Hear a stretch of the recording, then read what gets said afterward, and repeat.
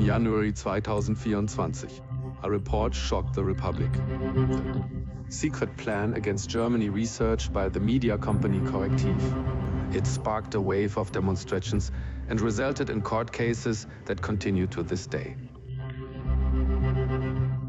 With this film, I try to reconstruct the events and their consequences. The story begins in a lakeside villa. A secret meeting in the Adlon country house near Potsdam. Nobody should know that. Right-wing extremist AfD members and members of the so-called Union of Values. A masterplan for remigration for Europe, mass deportation.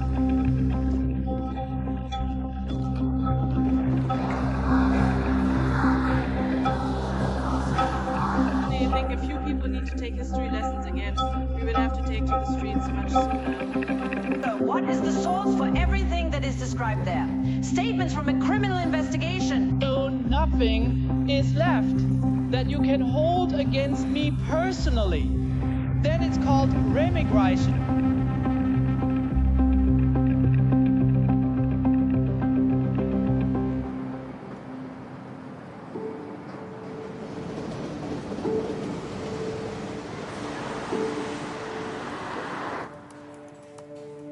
Maybe. You can imagine it briefly. In Jean Peters, I work at Correctiv and also lead the secret plan against Germany research there. Mein Name ist Markus Benzmann. I'm a senior reporter at the Correctiv media company. Since 2014, a total of 10 years now, I worked as a freelance journalist in Central Asia, Afghanistan and Iraq for 20 years. The core of what we do is investigative journalism. That means we really try to delve into topics that we are convinced are relevant. For research starts. And in 2023, the question was, of course, what do the ethnic right-wing, radical right-wing populists in Germany, Europe and the USA plan to do? 2024 is an important year. We knew that back then. The elections in Europe, the elections in Saxony, Thuringia and Brandenburg. And then we said, we have to find out, is there an idea, a plan, a concept? And then we cast our nets. So the origin of the story was quite classic. There was a source that I know that trusts me and knows that I'm a journalist and that someone can get something done. And so suddenly a message came on my phone, bling, while I was on vacation in Sicily. He was hiking in the nature reserve. I just had a bit of cell phone reception and just got this message. And in there it said, "Dear Jean, AfD here, so and so. I'm contacting you today with a tip about a secret AfD financing network." I'm writing to him, "Do you have the date of the meeting?" And he replies that everything I just sent you is in the picture. And I answer, well, I was pretty excited and didn't see that either. But yes, that was what it said on the invitation. So, of course, we said, well, now we're going to put everything into it because it was very promising. At the beginning, we had the feeling that it was about money. It's about right-wing radical circles. It's about donations. Is this a fundraising dinner? What is actually happening? And first letter was the teaser, so to speak. People were invited there. Gesagt, this is a big situation. We should ask the questions now. And then it was said that everyone who came had to pay 5,000 euros as an entrance fee, so to speak, so that they could finance it. And it was signed by Gernot Möhrig, a former dental technician from Düsseldorf, and from Limmer, Christian Limmer, who was a financier of Backwerk, and Hans im Glück. And there was a place mentioned, it was the Landhaus Adlon on Lake Lenit, not far from Potsdam, and a date in November. Einem eigenen Logo, the second letter was more personal, printed on such elegant paper with such black and a beautiful font and its own logo. And he just says, "You are invited to join us." Exclusive personalities, pooling money to support projects, activities. Are intended to save our country as part of an overall strategy. Martin Sellner was supposed to present the master plan, and that's what it was called. And head of the identitarian movement, and he should present the master plan.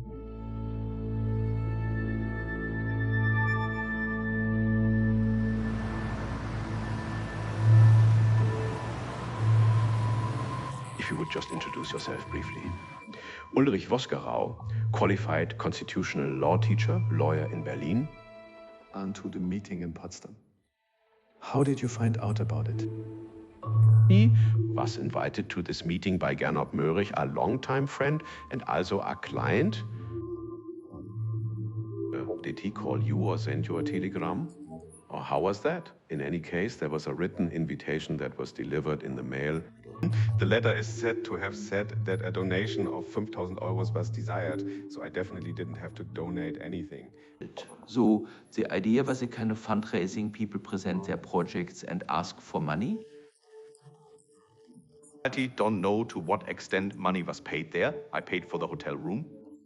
He definitely didn't donate anything, and no one asked me to donate anything.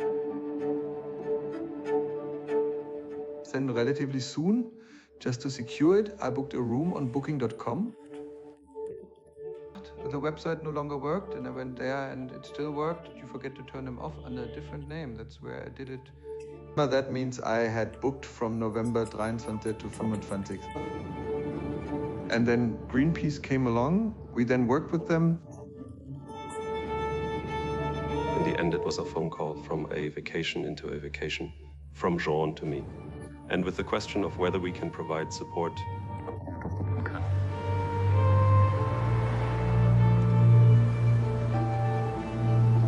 Start looking around to get a feel for the area.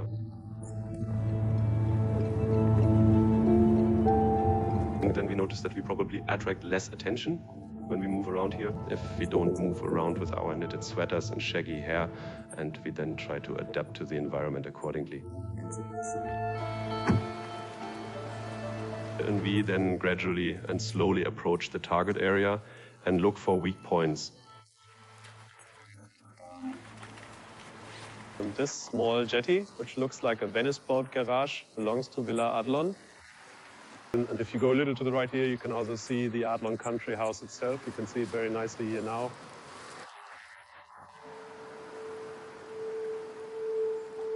I booked a hotel room as an option.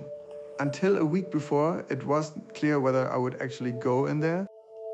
We already hesitated. Sure, you have a reporter on site at the hotel? What if something happens? If somehow it is discovered because someone says, oh, I've seen that face before, or he seems suspicious to me. I then decided I would go in because I wanted to make sure even more the people we think are there, who may have walked past, are actually there and part of the conference. He then dressed up. I put on ugly glasses. That changed me again. I did my hair a little browner. I grew a beard, put on a fine Tangle, and then drove in.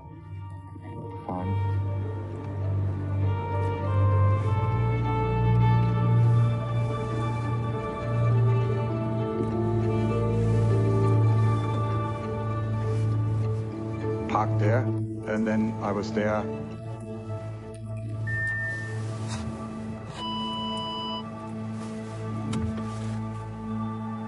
My story was that I just broke up or had an affair. No, exactly, I would have an affair, and that didn't come, and then I was angry. So I meant when checking in, oops, but they booked for 2, and then like, yeah, I know, I didn't say anything more, and so it was clear, yes, okay, wet, better not ask. And then I stayed there and used my room.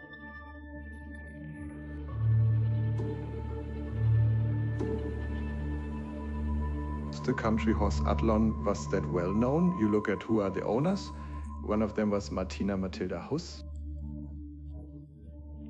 Her husband, 𝘿𝙖𝙨 hasn't noticed that much yet, has visited CDU Potsdam, has a businessman, real estate. Mrs. Haas says yes, she remembers you were a completely unpleasant person. Yes, I was unpleasant too. You meet a sincere person with an open, clear face, and he was so vis-a-vis. Yes, of course, I was interested in the faces. So someone who is discreet and friendly and polite and notices that a conference where they are not welcome will withdraw immediately. But it was my job. So my job was to know who was there.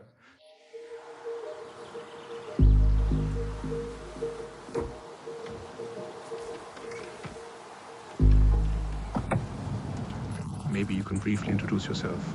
I was an employee of 𝘿𝙖𝙨 and supported her in all her projects. The Correctiv meeting was business as usual. That is, that Matilda discussed a similar topic almost every day with someone from the FD. Important political meetings took place there almost every week. 𝘿𝙖𝙨 has celebrated large parties several times at which representatives of the FD were present. Pretty much every person from the Brandenburg Regional Association who has something to say has already been her guest. Then, of course, Maximilian Krah also belongs to us here in the network.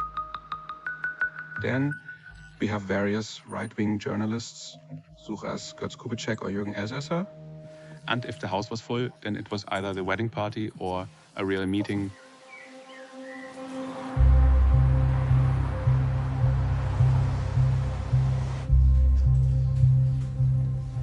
Note, the invitation list, we had an invitation. And then we found it interesting to see who might come along. But is the AfD coming or is it not coming? Is she there or not? So we thought about how we could help find out, and there was the most obvious thing that we also had experience with stellen des covert documentation options. We place unnoticed discrete cameras in front of the entrances.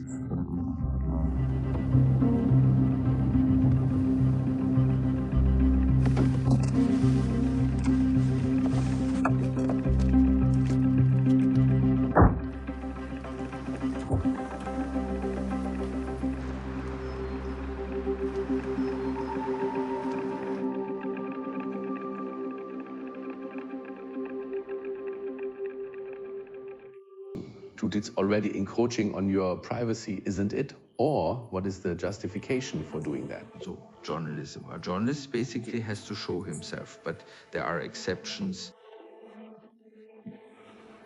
And that's when you're allowed to go undercover if that's not possible otherwise. If you were to film someone in their private hotel room or while using the toilet, then of course that would be okay at all. But that was our concern, and we did even try. It was about documenting people at a political event.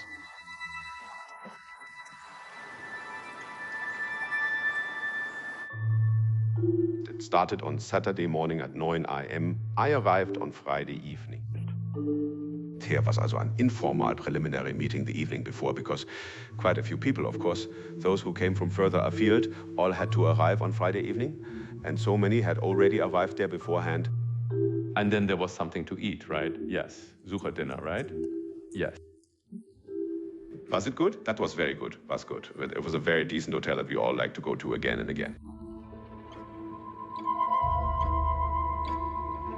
Well, the night from the 24 to the 25, of course, that was exciting. We were already worried about him and were a bit worried and trembling that he would be found out.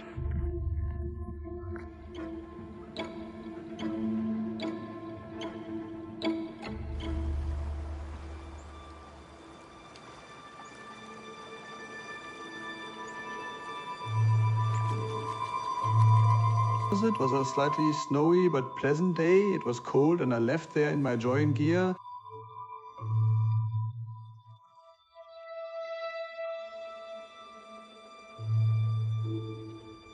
I remember there was a catering plan in the fridge. And so I knew what time breakfast was coming and when the guests were coming, so between 8 and 9 sometime. So I left at 8:30 with my watch and film camera on. And then I went through the conference room into the main room, into this fireplace room, and asked for coffee.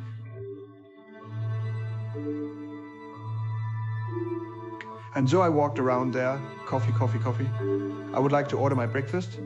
I would like to go jogging, but order beforehand. I would like my breakfast in an hour. And during that time, I was able to film people a bit and see that I could capture their faces.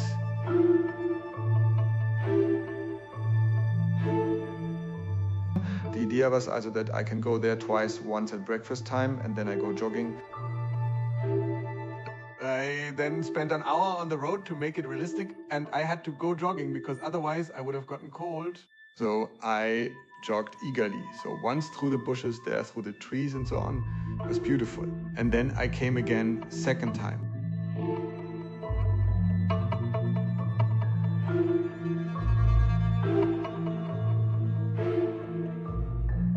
And then I saw a pile of letters at the end of the room.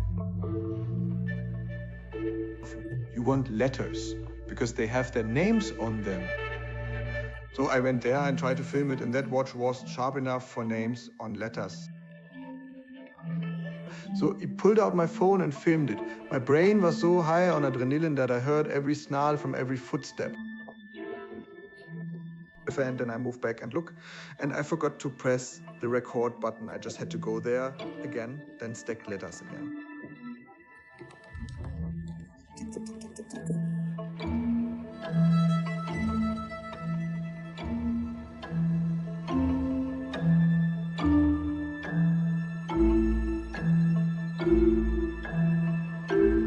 And then I knew I was done. That was basically the task of the day. But I thought to myself, God, you're completely insane. Then Roland Hartwig was there, and 𝘿𝙖𝙨 was there. 𝘿𝙖𝙨 was there, the AfD faction leader in Saxony-Anhalt. There were people from the Union of Values, there were people from the CDU. 𝘿𝙤𝙨 was totally shocked and impressed by who was there. So if they're all there, then it's really a hot number.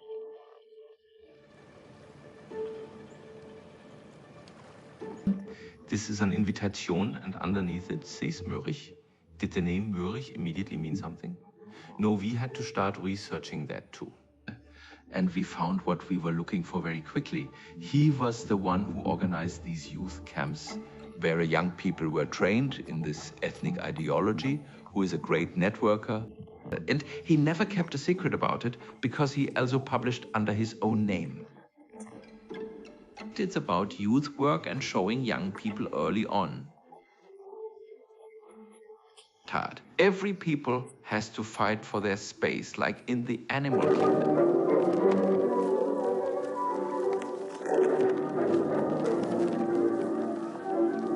A flag, Baba of the Federal Homeland Loyalty Youth, BHJ. Your symbol is the Odalsrune. They meet regularly for trips to training camps. Mr. 𝘿𝙗𝙨, the 𝘈𝐼𝐸𝑚𝑎 Youth, differ from the youth organizations of the parties. From youth organizations to us, the Wiccan-Jugend. We were raised in a society where everything is quite cold. Emotions were discussed at school and made it clear to us that feelings are something bad and reprehensible. But today's young people basically want more again. She wants to be versatile. She wants both the spiritual, the intellectual on the one hand, but also the romance around the campfire on the other.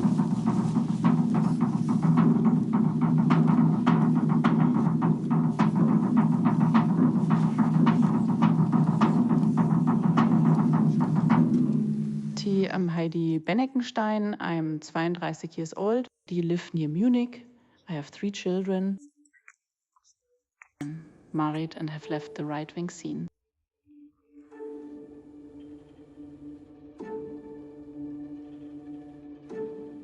When did you first go to such a disabled camp? At 5? He was there at 1 or 2 camps at a lot of family reunions and Sunday celebrations. My parents were always there, and so was I. The 𝘿𝙗𝙨s were a big part of the BHJ. They were significantly involved in this. It's a big family. You couldn't get past them back then. Immer da waren, what do you mean? Did it come over that the 𝘿𝙗𝙨 family was actually at all the camps and the children were always there? Gernot 𝘿𝙗𝙨 was also a very present person privately. was very involved and simply helped determine a lot of things in the background.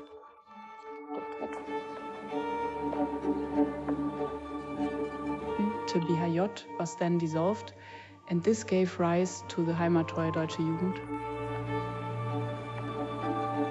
𝘈𝙨 was also there at the HDJ, right, in the background? Yes. But his children were actually at every camp.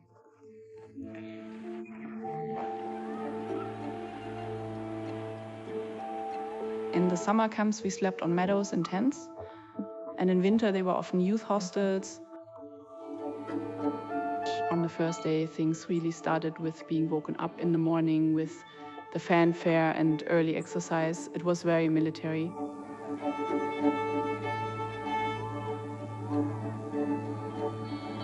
Competing, for example, if it didn't work out in a certain time, then we had to practice it. Even in winter, when it was -10 degrees, it was very clear that there was going to be running there. That push-ups are done, that squats are done. The boys had a belt with a buckle and a small knife, like the Hitler Youth boys used to have. We sang the same songs as in the Hitler Youth, and yes, that is clearly a line, a tradition that has been continued. Boys and girls, it's solar wind time. Are your hearts all ready? The role models for us children also became, when we were trained in history in the camps, of course that existed too, so these role models were also sought there. So it was discussed very openly among us children or in private conversations and also in celebratory speeches.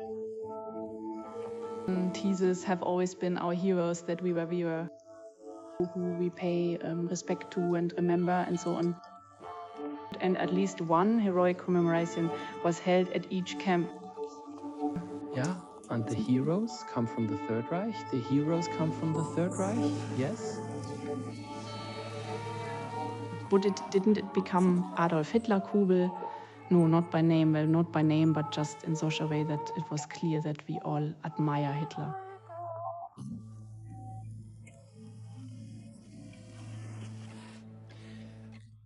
Federal Interior Minister Schäuble has banned the right-wing extremist association 𝘈𝙨 𝙨𝙯𝙧𝙧 𝙤𝙀. And in doing so, we show that we are waging the fight against neo-Nazism, right-wing extremism, and xenophobia with all our determination.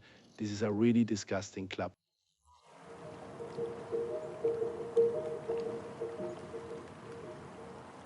Gernot Möhrig then opened the event and said that the right disagrees on many issues. Corona, some are afraid of the virus. Others say it's a conspiracy. Russia war against Ukraine, Israel and Palestine. There are disagreements in the right-wing movement. But what brings us together is remigration. And that is remigration. What decides whether we as a people can survive in the West? And 𝘿𝙨 now asks this question. Whether the people in the West can survive or not, 𝘿𝙨 presents the master plan.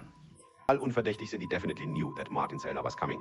And I found that particularly interesting because I had heard from different sides, especially from people who were completely unsuspicious, that he had heard in advance that they weren't in any way right-wing radical. That Martin 𝘿𝙨 is a very able guy who doesn't seem fanatical at all or anything like that, and who is very easy to talk to. And he had heard that several times. I'd never seen him in my life. And that's why I was particularly interested in it.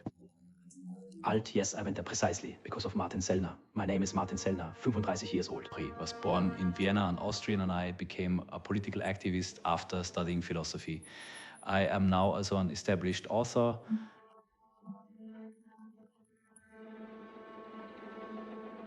She was invited to speak in Potsdam about my life back then. Latest book, Regime Change from the Right, and for a private reading, maybe a bit of a kind of attraction. Also, the scary figure from Austria, the bad finger. As a rule, when I'm invited like that, I say yes, because I always like getting to know people. And as an author, of course, you also have to go to book launches. I'm certainly an important figure in the identity movement in German-speaking countries.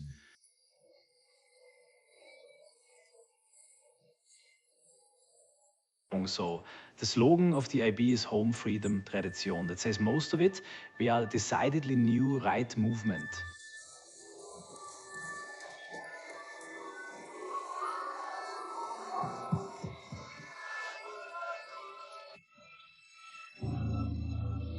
We try to make patriotic ideas and conservative ideas acceptable to the majority, i.e. to normalize them. We have copied a lot from civil disobedient left-wing movements and civil rights movements in America. And we simply try to attract attention with spectacular actions, in order to then start debates in the bow waves of these provocations. In May 2016, I was in the port of Catania with the organization 𝘿𝙭𝙨 𝙂𝙨𝙯𝙪 on the rescue ship 𝑘𝙴𝑟𝑖us. We were informed that activists from a right-wing extremist group were planning a media-wide action to stop the rescue of refugees in the Mediterranean. 2017, the Defend Europe mission was another turning point. I think that was really the international breakthrough of our movement. We knew that Martin Sellner was equipping a ship to set off for the Mediterranean and disrupt our work.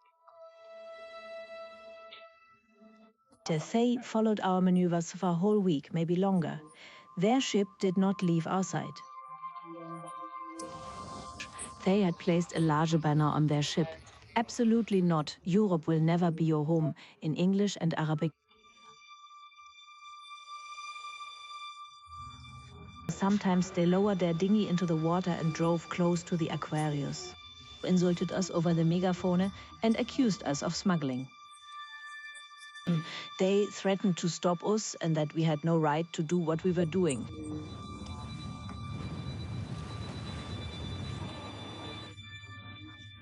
After following us for a week, Sellner's ship suffered engine failure. They even had to make an emergency call using an open channel reserved for ships in distress, which does not include engine failure.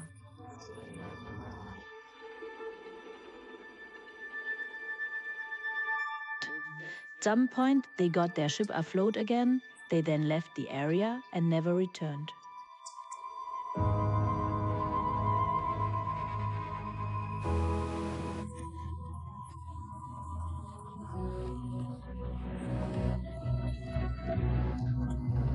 And did they stop you? No, not at all. But they celebrated their campaign as a completed success. It was completely absurd. They wanted to use it to promote their campaign.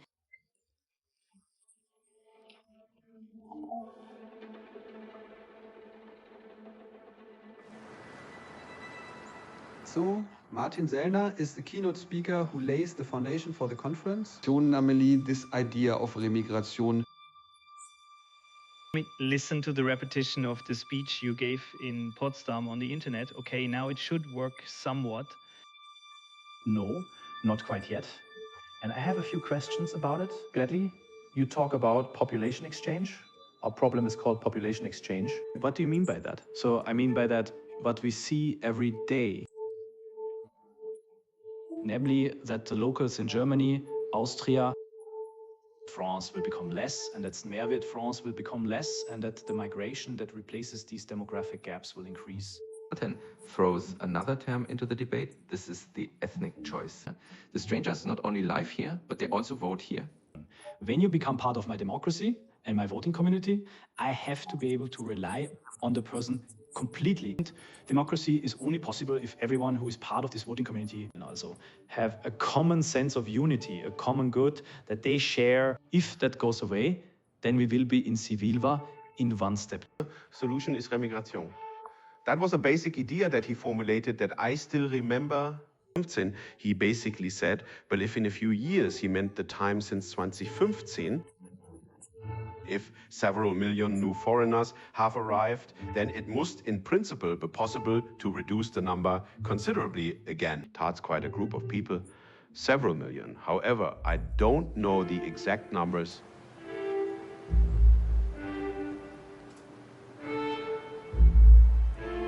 In the video where he repeated this lecture again, Sellner says that the basis for everything I say here is that we need a different culture of remembrance. the migration transition.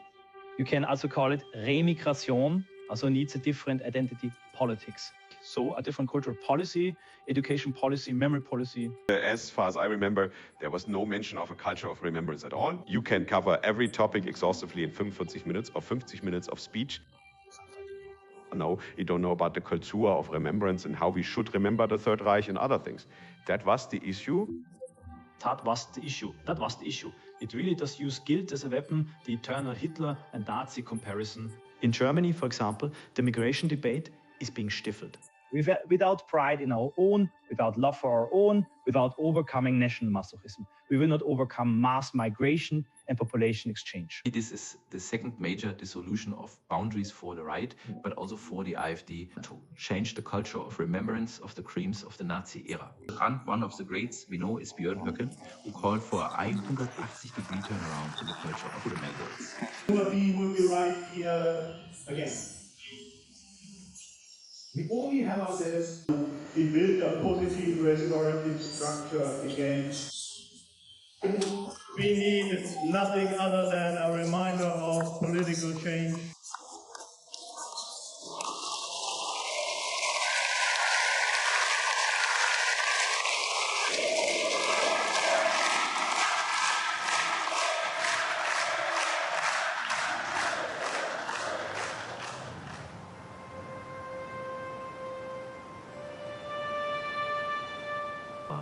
My name is Jens Christian Wagner. I'm director of the Buchenwald and Central Moldova Memorial Foundation. Buchenwald and Middle Moldova were two concentration camps in Thuringia. Buchenwald, the larger concentration camp founded in 1937, liberated in 1945. As a foundation, we operate the two memorials at the two historical locations.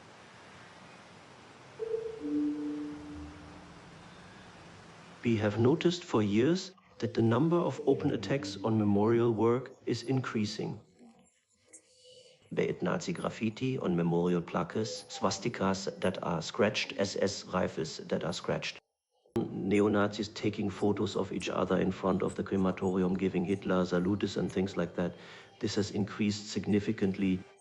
Harter comments on our social media channels have increased significantly. This actually happens every day. Or consider that in recent years about 25 trees of Lebenshilfe Thüringen planted around Weimar in memory of victims of the Buchenwald concentration camp. 50 trees have now been sawn down, which really leaves you stunned. Sawing down a tree for a Nazi victim. Now, I wouldn't say that 𝘿𝙖𝙨 personally comes in with an axe or a fret saw and saws down the trees. When positions that go against our culture of remembrance are taken, this encourages violent neo-Nazis to commit acts. They are also confronted with provocations from visitors who try to ask so-called signal questions, whose aim is to provoke and ultimately make it impossible to supervise the group. In 7th or 8th grade, we went to the concentration camp memorial in Dachau. And my father just said, yes, you can go along, but then please ask the right questions. You don't just accept that you are going there, you disturb them and ask the questions. The leaders in the concentration camp memorial could then cause a need for explanation.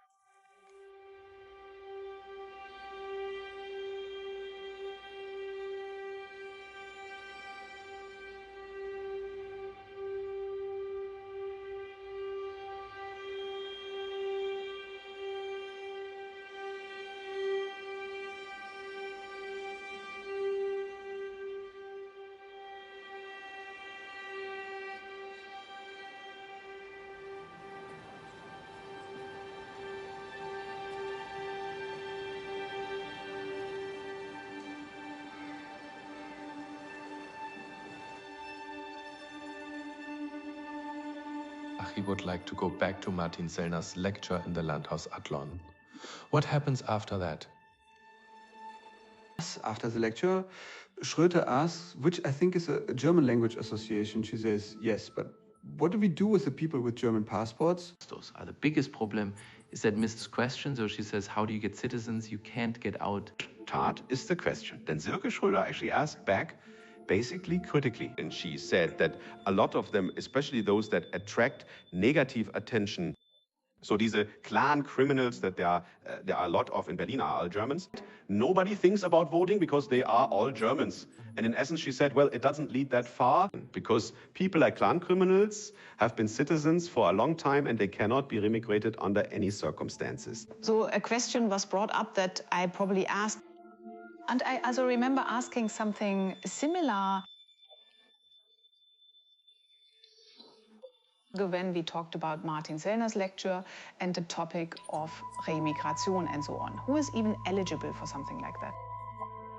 What are the basics of remigration, so to speak? What can they be?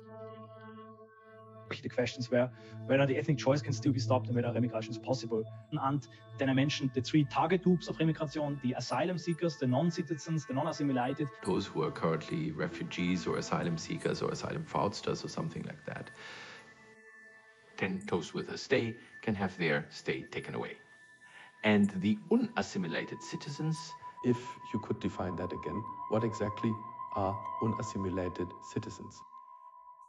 So in my view, these are people who have become citizens, but do not identify with the country, who only became citizens for purely economic reasons. And from my point of view, they don't feel like they belong to this country and should have become citizens in the first place. He doesn't say, well, then you take the passport and throw it out. He says, this is a decade-long project. Deutsche anerkennen möchte gut.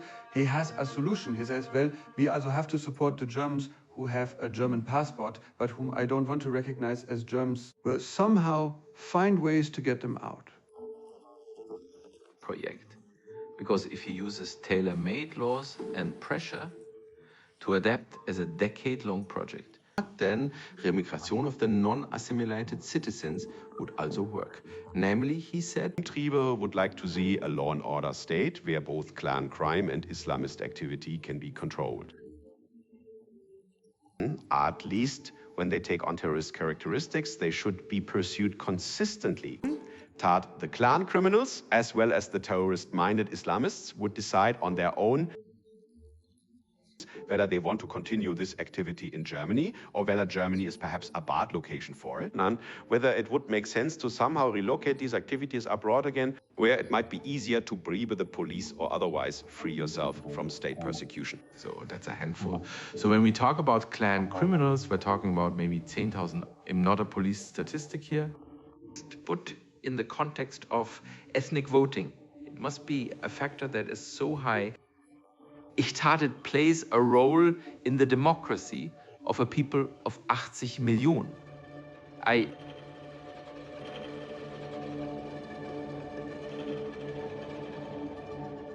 Then I also make suggestions that could be put into an African model city with a Viennese accent. It sounds like a model state, yes, so that's where they should be taken. And these are descriptions that we actually know from the Nazi era.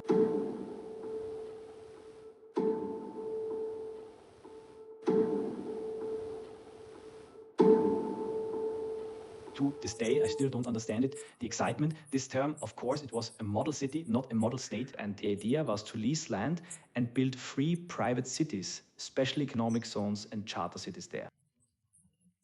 So the idea was to build model cities in Africa. I even think they should be rebuilt, and it should be very nice in them. There should be sports opportunities there. There should be opportunities for training and further education. And then one should offer these non-assimilated foreigners the opportunity to move their residence, their voluntarily. And among them, and I found that exciting, there are also those who support the refugees. And then they can go there too. By the way, also all those who are not politically obedient. So he calls them refugee pensioners, and they could come along too.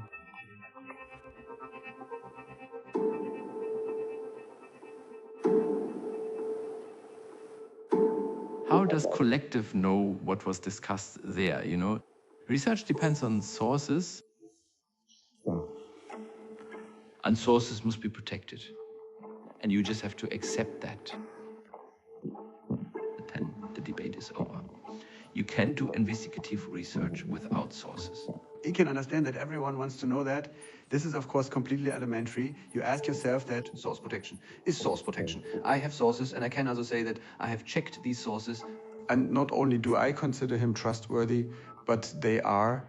I know that. You say essentially Correctiv was exploited by the office for the protection of the Constitution. Yes, based on current knowledge, we believe. Correctiv must have probably received the information about the meeting from the Federal Office for the Protection of the Constitution. If this could be proven, it would probably be the biggest Secret Service scandal in the history of the Federal Republic. We can't prove this at the moment, but after examining everything, it's actually the only variant that makes any sense. Mr. Vosgerau and the others who claim this can be sure. Mr. Murray sent out this invitation a lot. And it could also be that one of these invitations somehow came to us. You have nothing to do with the Office for the Protection of the Constitution. I had no contact with him before or after. 𝘖𝙴 Correctiv has no interest in working with secret services.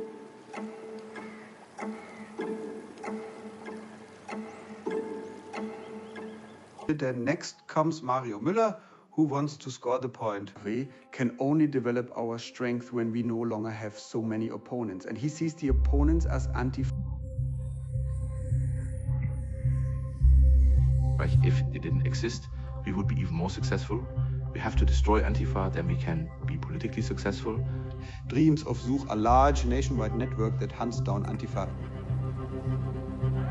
Für den Bundestag himself is a well-known neo-Nazi who also works as a research assistant for the Bundestag. For the AfD, comes from the identity movement, is an old friend of Martin Sellner and was also active in various martial arts clubs.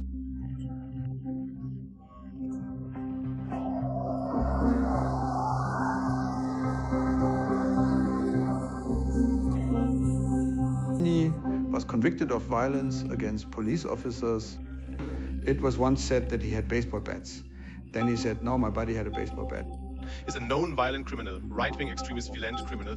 There are people here who have a right-wing past in nationalist circles, and they have left this past behind them. We asked the colleague before them, and the colleague before them, and the colleague before them, and the colleague before them in the same wording. Germany can't even consciously remember it. I later saw him in pictures, also with tattooed arms. Well, that was visible there anyway. I actually can't remember it at all. I didn't hear the second report. I haven't heard Mario Müller. Didn't talk to him later either, so I didn't hear the report. That was the second advantage. Then comes lunch. If I see correctly, lunch is taken in the country house, i.e. in the pictures of Matilda Huss and Wilhelm Wildering. How are the two involved in this meeting? So it's interesting that Huss herself claimed this. She was not involved in the organization at all. I wasn't even supposed to be here. She actually only got into this because a friend of mine took part in it. Then I ran into this strange Antifa-like corrective journalist. She says yes, she was just there by chance and actually wanted to. She sat down in the private room with an older couple in Mürich and discussed things. She was an important central person for coordinating everything here. That was quite obvious. But she doesn't want to be that anymore today. Oh yes, Huss was suddenly mentioned as a name and that she had just bought another property in Heinsberg or something like that.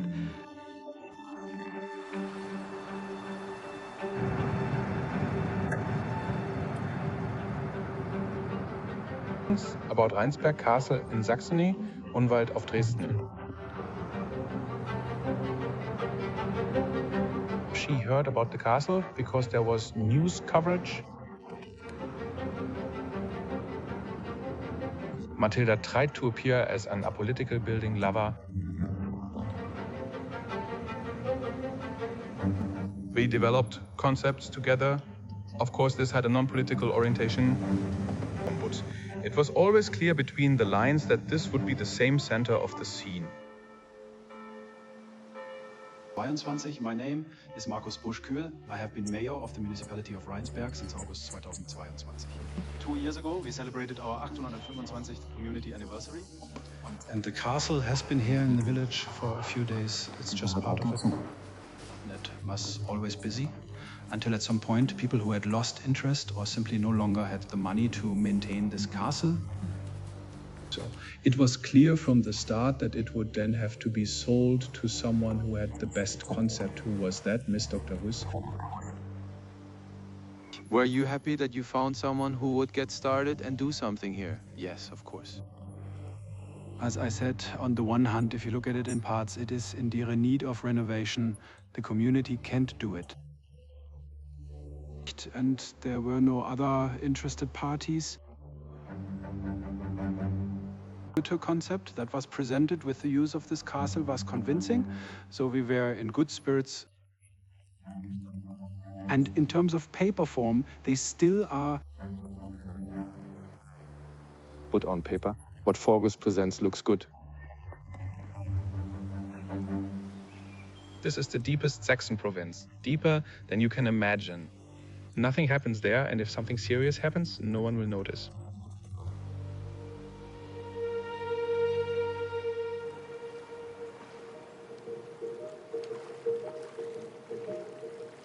Lunch is over. Gernot Möhrig, as conference champion, gives this word to Roland Hartwig. Roland Hartwig is not just anyone. He is Alice Weidl's personal assistant. He also says himself that I represent the Federal Executive Board here. As a party, we are prepared to take money and use it to support Gernot Möhrig's son, Arne Möhrig. Arne Möhrig is Gernot's son. Gernot says, we've been a real family for a long time. His father was in the SR and his ideas were basically passed on well. Gerhard Möhrig says that he is proud of his children and who they marry and so on. If everyone belongs to it or is from us, or I can't remember how he puts it exactly. And active, he also says they are all active.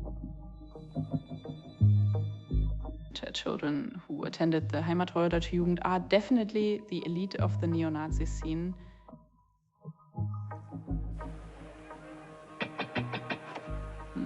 The whole scene is working towards this day X, when the revolution breaks out and the German Reich can be continued. And we can take power again, and everyone is being prepared for that. And you can clearly see that people like Gernot Möhrig simply jump on every right-wing bandwagon that arises in Germany, because they see another chance to take part in this revolution. Anti-AfD was or is now again a good opportunity to have a massive influence again. The AID, at that point, Arne Möhrig already had a contract with the AfD board. He wants to set up an agency there in the media sector. He wants to do it together with Erik Ahrens. He gives a lecture with him, has a different identity. This Ahrens has now come out as a racist. He said we have to talk about it because it's about race and blood.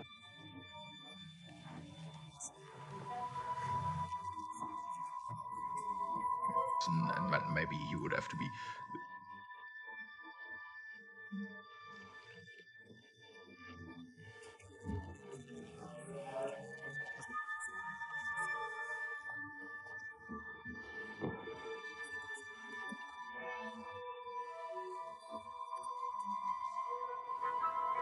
Erich Ahrens, yes, the new leader. The next speaker is Ulrich Siegmund.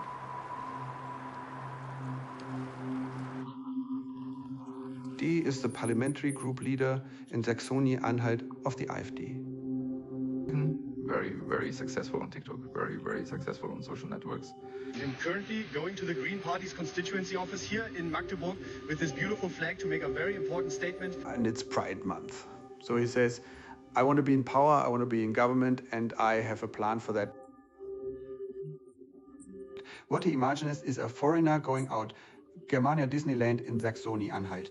And I want to be a role model so that everyone can see how more beautiful the world is when there are no more foreigners there. And he wants to do that through pressure, just to get kebab stalls out so that there are regular checks somehow. Gelegentlich so that the cityscape will be different. Yes, wait, it may be. I don't remember exactly that he complained. You hear that occasionally? Especially in the new federal states, that the cityscape of some cities is now astonishingly one-sided, and that some people don't like to see that so much. For the life of me, I can't remember what his name is. Sigmund. I didn't know it before either, that Sigmund demanded, that Sigmund said, if I'm Prime Minister, the public order office will go to the kebab shop for as long as possible. That would have been nonsense.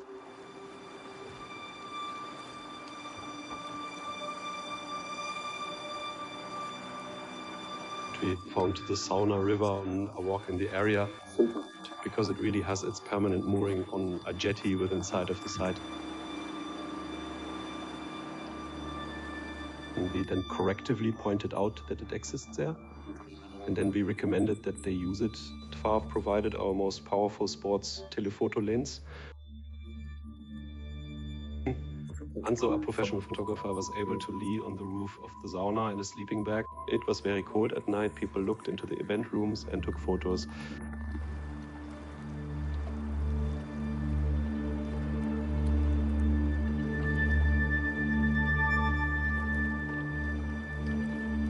They first sailed up and down in front of this property. There would, at some point, they realized that they had the best view if they stood still in front of the site. The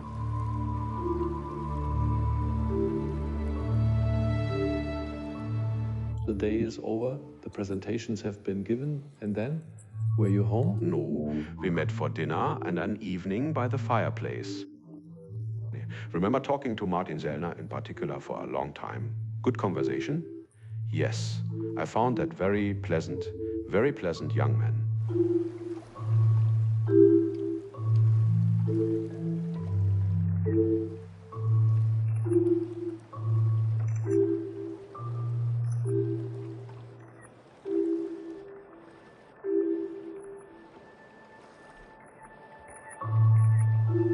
The great thing about the Sauna River was that you didn't just have people arriving and departing with their suitcases, but you could also see who interacted with whom and with what degree of familiarity.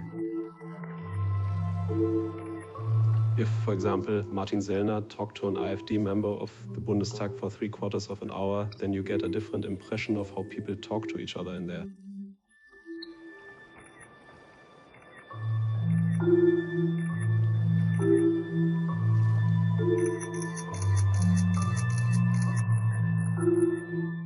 And then the next day, everyone left, waiting for you to leave. Do you still know that? The next day, and what time? I don't know that anymore. Probably around 10 or 11. Probably 11. After breakfast, yes. And with a good feeling, yes, yes. Was a pleasant weekend. It was a pleasant weekend, yes. Loszuwerden, he was completely overwhelmed, I have to say. So the first thing I did was shave my beard to get rid of this annoying costume. Then I remember shaving my beard between the cars in the parking lot because I felt so disgusting. Danach, the other was tension. I can't make a mistake now. I have to make sure I'm working properly now after that.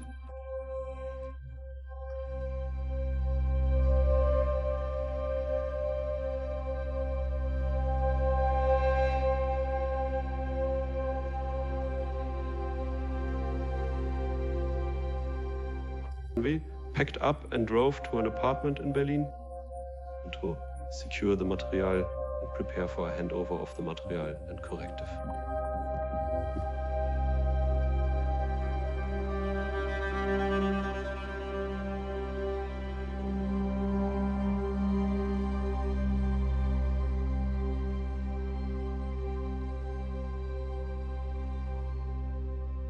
Everyone who has soup material on the table will ask themselves what the next step is.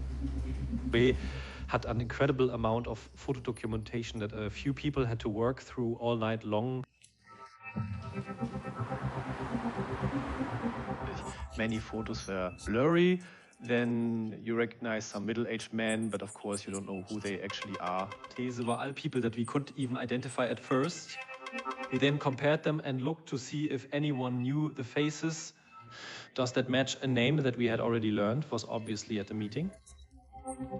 We painted a big tree with the different faces and the names of the verification. Is that really him? Do I recognize him there? But you then piece together an overall picture piece by piece over days and weeks. Then who exactly was that?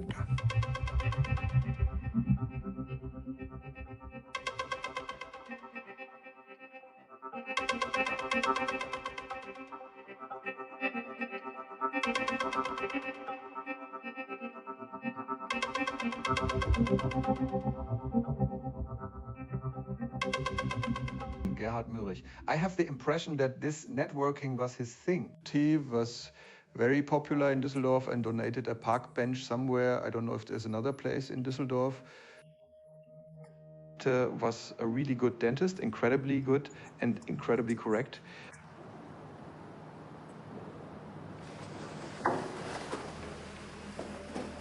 Dr. So, Ms. Weber at reception takes care of the patients. Dr.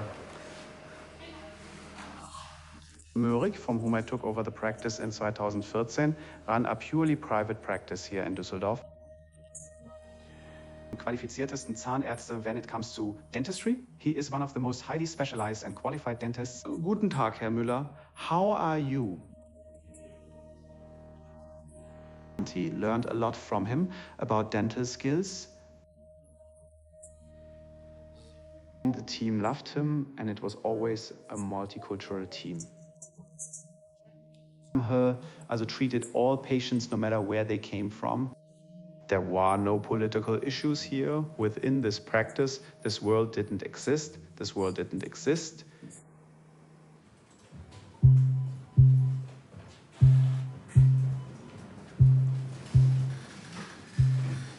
You then evaluate everything. It takes time to first classify what is being discussed. Fought and debated over and over again. And we really had different opinions.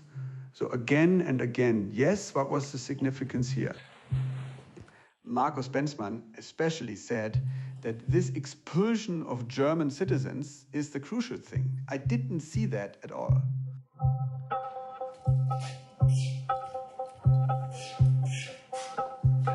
The abysmal contempt for humanity that was mentioned there. Namely, we define from above who belongs to us and who doesn't, who is assimilated or who is not, this separation of the self and the foreign dominant, then somehow try to get the strange thing out. It's just a dimension of the story. Shortly before the end of the year, Sellner gave a number of how many unassimilated citizens he had in mind. 6 Millionen.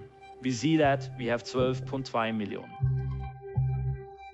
Haben a good 13 million Germans now have it, who have a migration background, i.e. citizens with a migration background. From my point of view, there are 5 to a maximum of 6 million of these 12 million, i.e. around half.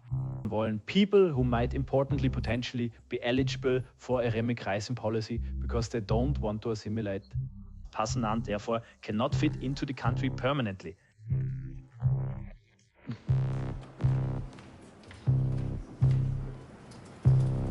Confrontiert, we said ourselves that we have to get out of this as quickly as possible. And then, of course, it's also about confronting those you were reporting on shortly before publication. When I say something about another person, it is part of it that this other person is allowed to comment on it. Will write that you said this and that, what you say to that, to give you another opportunity to comment on this. They gave the impression that we recorded and listened to every word, and now we want to ask you about it. By the way, that was also what Gernot Möhrig told me on the phone when he called me just a few days before January 10th. He said to me that the whole event had apparently been recorded word for word. My reaction was that it didn't bother me at all at first. Because I just said it from my clear memory and also had no doubt. The tar doesn't really matter because nothing was said there that would be embarrassing in any way. Entweder gesagt, you didn't question the context at all, you just made relatively general statements about individual things. It was, as I remember, it was a bit different. That was a private meeting. Why are you even quoting me? Hannah signed it, and then Gabriela rewrote it again so that it really became a solid text. Jean came back with the results and had a huge pile of information, snippets and images and quotes and wording. So a big bag full of puzzle pieces. And then it's published. Then there's a moment where you click. Published on January 10th. Where did you publish it? At Correctiv online. We only published it on the Correctiv website.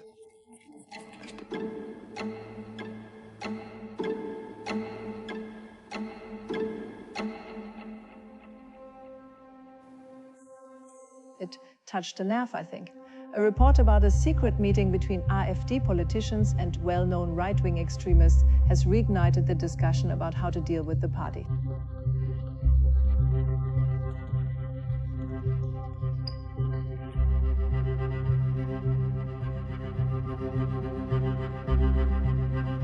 Only come to work by bike and didn't notice anything about this whole thing. The night before, when it hit the media, my team met me at the door and said, "Mr. Soda, we are constantly being insulted on the phone." You could almost see the Google recession popping up every 5 minutes. Ohne Star, 1 star, 1 star, 1 star with the comments. Tarts the practice where you get brown teeth, right-wing extremist dentist, don't go there. And then it went on so that I suddenly heard from long-established patients who, above all, knew him before I even came into the practice and received emails. Dr. Möhrig, you worked with him for so long. Your patient, can I still come now? We would like to have an opinion on this. To position ourselves relatively quickly against the right on all levels. Then you get a call from the city. Yes, you are clearly positioning yourself against the right, so then you are on the left. I'm not coming anymore. So I was almost still. So I couldn't react at all. He hung up so quickly. It's actually shocking that people who are cluttered would allow themselves to make such a statement. According to police reports, more than 2,000 people took to the streets against the AfD in Duisburg. Thousands of people took to the streets in several cities to demonstrate against the AfD and right-wing extremism.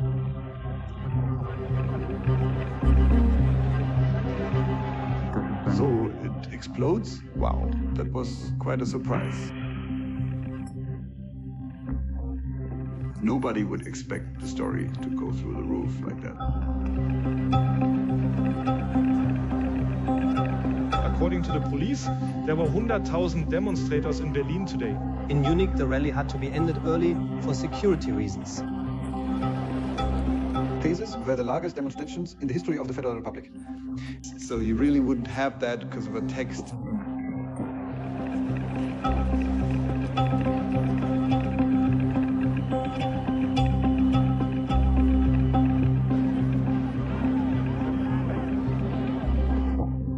Unbelievable that overwhelmed us too, of course. My name is 𝘂, the 𝘂. I'm 52 years old, married, 3 children.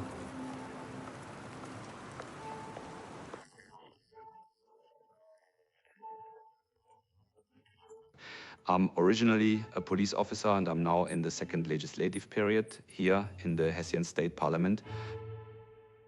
𝘘𝙧𝙨 was a member of the Alternative for Germany, and of course I am leaving the party when I leave. Party and from the faction of non-attached members here in the State Parliament. Did this meeting surprise you? So I was surprised and shocked at the same time. I'm telling you this honestly. And then, of course, there's a certain amount of anger. The AfD at that time, I have to say, because I was still there at the time and we had an incompatibility list.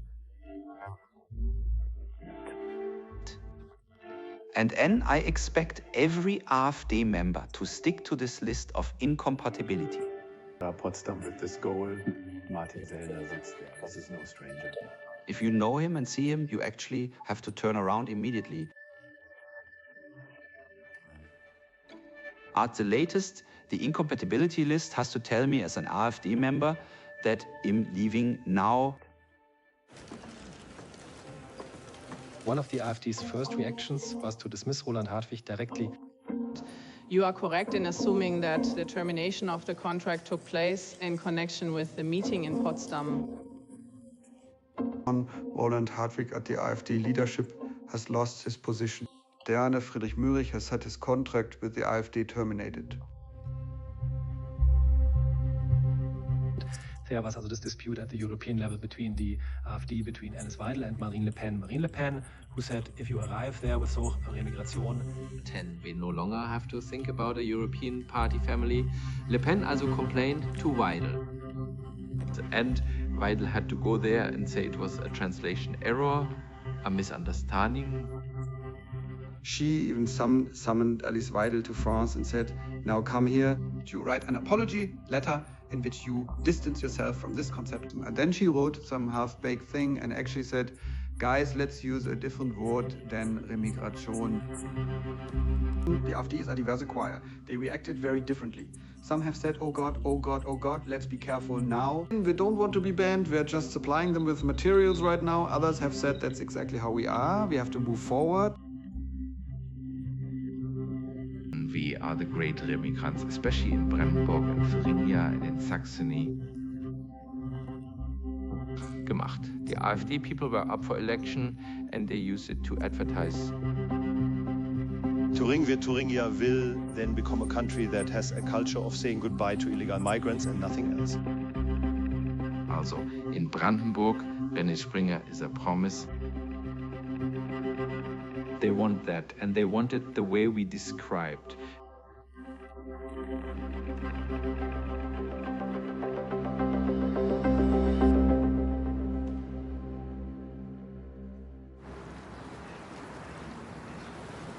Shortly after publication, there was criticism of your research. You would have blown up a harmless meeting and constructed a story from a few facts. Criticism also came from colleagues from mainstream media and other journalists. Tag legen. You have to show a lot of unwillingness. Note. To take the ethnic ideology seriously, to come to such a conclusion. My name is 𝘿𝙖𝙨. I am the founder of 𝘈medien.de and I'm a media journalist.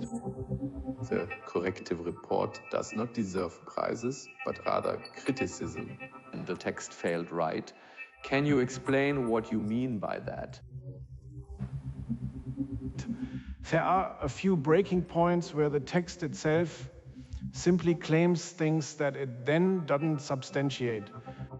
This comparison with the Wannsee conference is an incredibly powerful comparison. And I think this comparison is really inadmissible. We simply remembered, thought about it. 7 kilometers away, there is a place where you can see what this ethnic idea has done. The comparison with National Socialism is flawed, because these people are not yet in office. They dream about it. That's not the case yet. This is an important difference.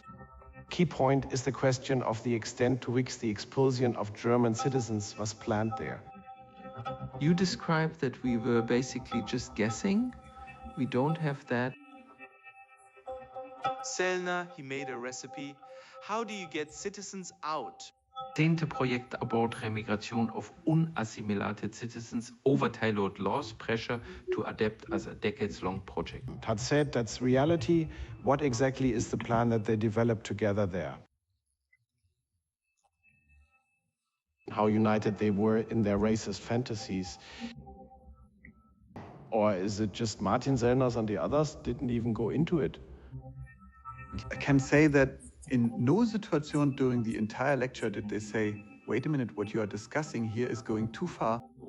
Nobody objected. Nobody said, wait a minute, has a right-wing extremist. What is this here?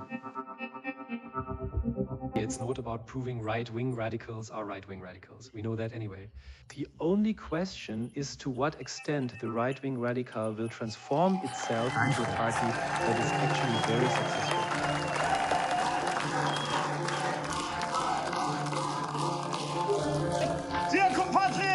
Dear patriots, let's take our country back. Our way of life, which has worked, is becoming more and more restricted because people are allowed into the country who don't fit in with us. The solution is to send these people who don't accept our values home as quickly as possible. He would say, I was a member from the very beginning, but I was a member quite early on. The mood there was really very good back then. In the end, everything was represented there, really decent, really nice people. I would have been interested in getting involved any further. Did someone like 𝘿𝙧𝙨 play a role? Ungereist, so in my opinion, not. I didn't look that much into the other regional associations and didn't travel around much either. Yes, you may have seen one or two of them at a federal party conference. Mr. 𝘿𝙧𝙨 has put himself on a throne in the east, in Thuringia, which has made life incredibly difficult for us in the West. He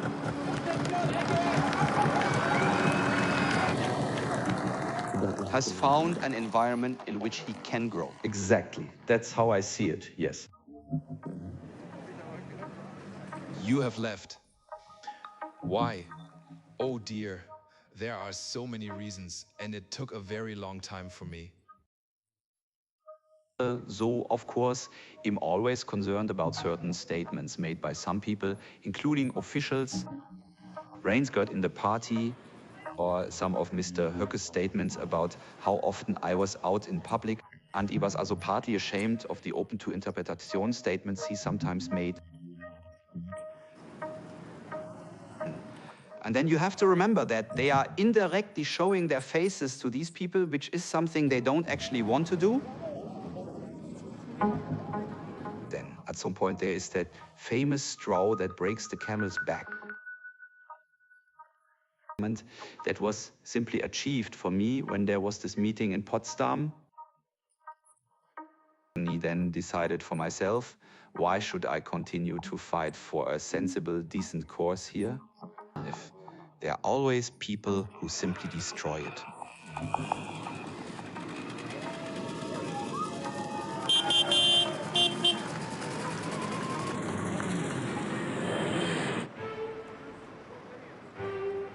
It was quite astonishing that immediately after publication, for almost a month, no one took any action against us in court. That was only a month later.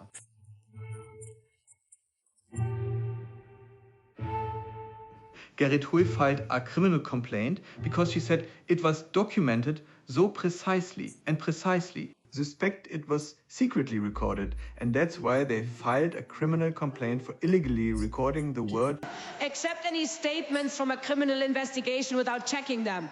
Let me finish. So she assumed that we were listening to her illegally. She recorded this as an advertisement for reporting. That cannot be expanded further. The public prosecutor's office found no evidence of this. It was said in court that there was no initial suspicion that we had made any criminal errors, and then came Moskau.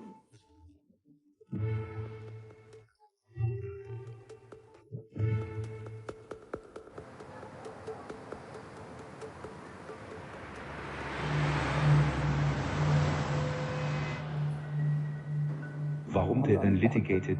Yes, why?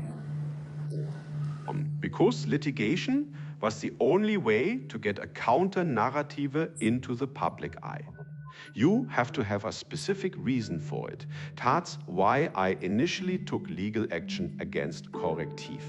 Voskhor then filed suit against 3 aspects, and he was right about one thing. You can take a look at it first. The text is about that long. If you summarize it on the screen, and there are little mini crumbs at the bottom that have changed. They must have made a mistake there. We have corrected that, and that was it. 𝗿𝙗𝙨 continues to try to take the whole thing to court. And since he realized that he was somehow biting against the odds if he tried to defend himself against our publication, he then tries to prove to other media that they reported something wrong. Was definitely no discussion about the expatriation of German citizens. Hates really a quibble of words where he then says, aha, ich finde a word at the station or at medium 𝘿𝙭𝙨. What we should have said, and we didn't say that at all.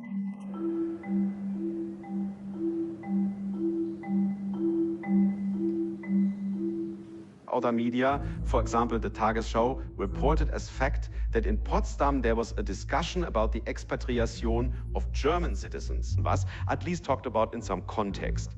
And the Tagesschau was banned from doing this by two authorities.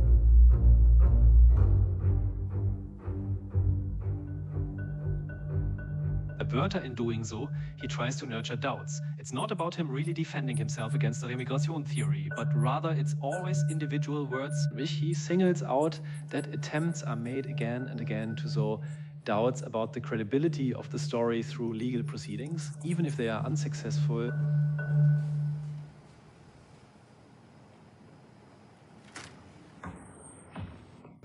Have you seen that yet?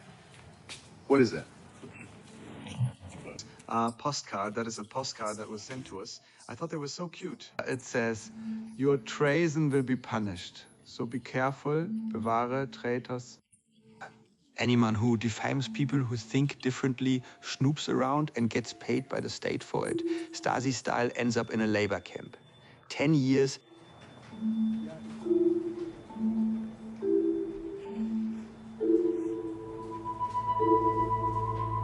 It didn't get it that way personally, but of course through all the corrective channels, 𝘿𝙗𝙨, you notice when you as an editorial team are threatened, when strange, shady people are designing from the right-wing milieu standing in front of the editorial door. If you also, personnel, I also have personal requests to cease and desist received from the lawyer of Mr. 𝘿𝙗𝙨 and Mr. 𝘿𝙗𝙨.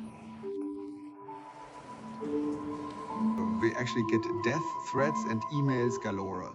So now I have to go into hiding myself 3 months after publication. And that was exhausting. But just be careful. I have now learned how to behave in street fight situations.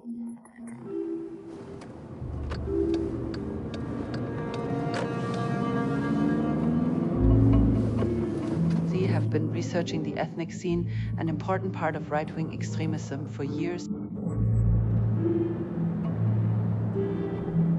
So, first of all, this is a secretive, hidden part of right-wing extremism, which I think plays a very important role also on the development of the AfD. The right-wing alliances are important for the ethnic right-wing extremists. For example, like Mr. 𝘿𝙖𝙨 or the Sturmvogel, the forbidden German youth loyal to their homeland. German youth loyal to their homeland was always very soldierly and very leader-oriented. I would say one of the most dangerous youth organizations on the right. We filmed one of the larger camps in 2006. They first followed us in the car. That was pretty intense. Oh, Andrea. Step on the gas, it slows you down.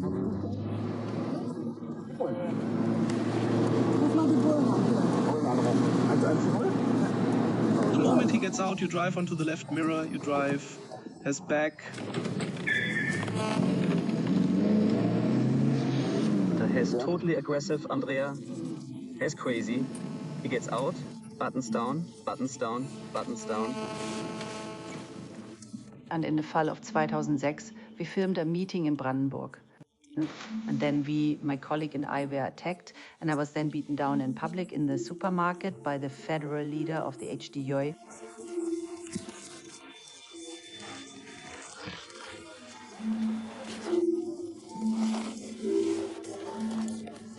Niedergeschlagen wird. The worst thing, and it had a lasting impact on me, was that you were beaten down like that in the middle of the public. Sindharer supermarket where we fled. besiegt us, and that nobody, absolutely nobody helped us. So that's one, as a journalist, especially when you're researching this hidden part of right-wing extremism, it's a tough experience. Remigration does not only refer to the migrants who do not want them here to fortress Europe. Booted, as it refers to those of us who actually don't fit into their political picture. That means they basically want to sort out people on a very large scale. And 𝘘𝙴𝙨 ideas, these goals that they aim for, can never be achieved without violence. That means there's always a violent politics behind it. Thuringia, what a sight.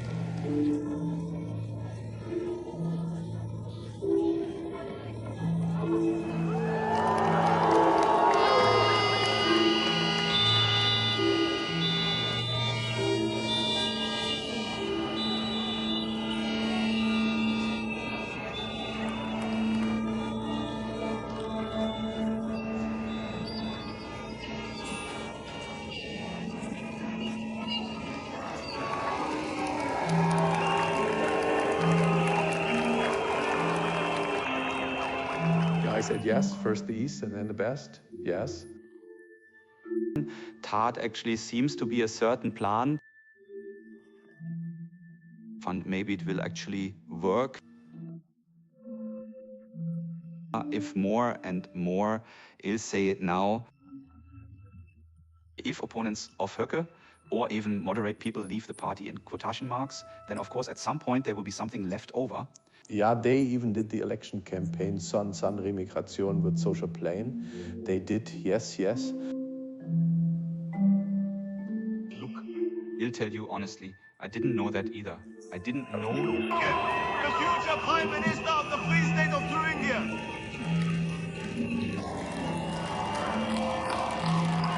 At one point, you are to lose out by becoming a minority in your own country. And we are on this bad path right now. But we will end this path for Thuringia and Saxony. We don't actually want further political globalization. No, we want democratic globalization and remigration.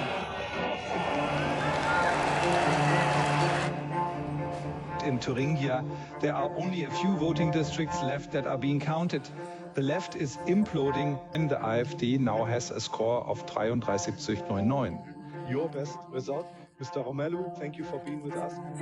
We are strengthening our internal security through concrete action, and we are continuing our tough course against irregular migration.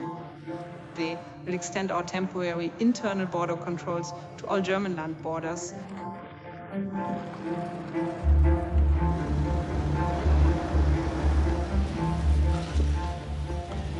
Ladies and gentlemen, I have just asked the Federal President to dismiss the Federal Minister of Finance. The early election will take place on February 23.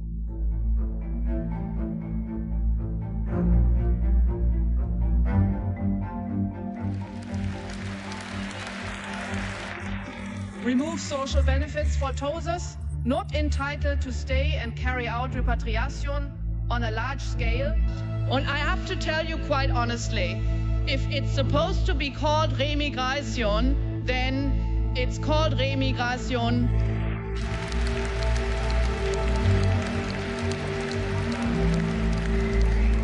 There was a knife attack in Aschaffenburg today. 2 people were killed.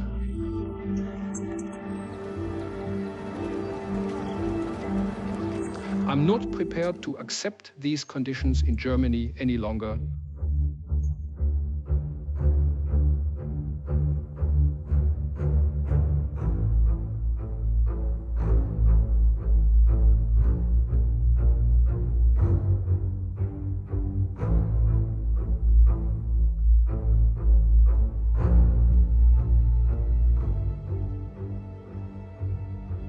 If I were someone from Correctiv right now, What would you say to me?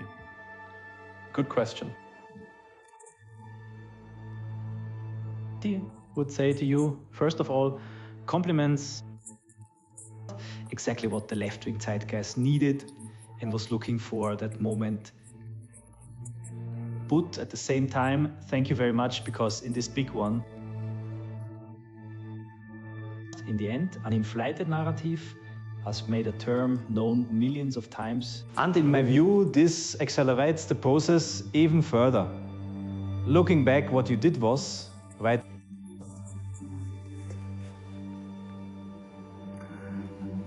Entschuldigung, was denn sonst? Sorry, what else?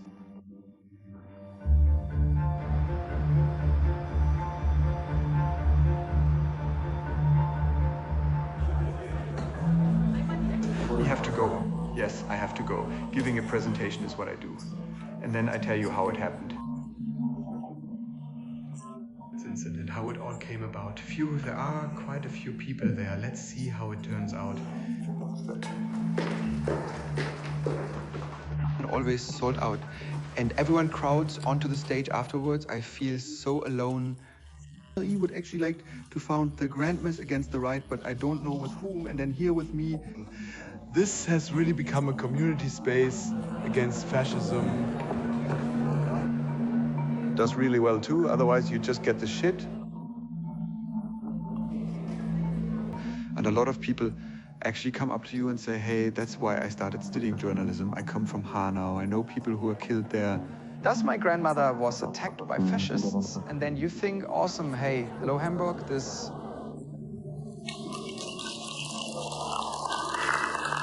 It was a crazy year. It was actually unimaginable what happened. So, politically, personally, professionally, on all levels.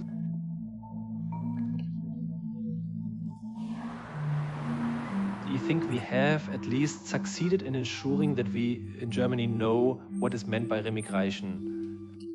When dieses right-wing radical circles with the support of the AfD use this word, actually nothing other than the displacement of millions of people. And we don't want that. Or we want it, but that too is an announcement.